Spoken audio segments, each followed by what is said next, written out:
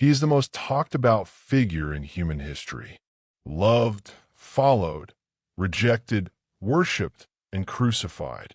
His name has echoed through centuries. Jesus Christ. Part 1.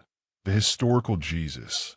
Jesus of Nazareth was born over 2,000 years ago in a small town in ancient Israel. He was a carpenter by trade, but a teacher, healer, and revolutionary by calling. Historians, both religious and secular, agree that Jesus lived, preached, and was executed by crucifixion under Roman rule. Part 2. His message. But it wasn't just what Jesus did.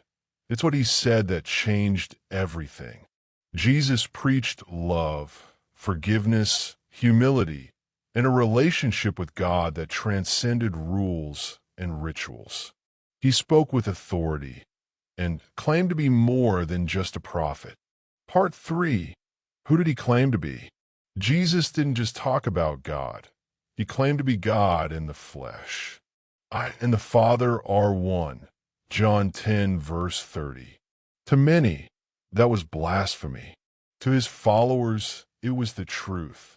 His miracles, his compassion, and ultimately his resurrection, they believed, proved his divinity.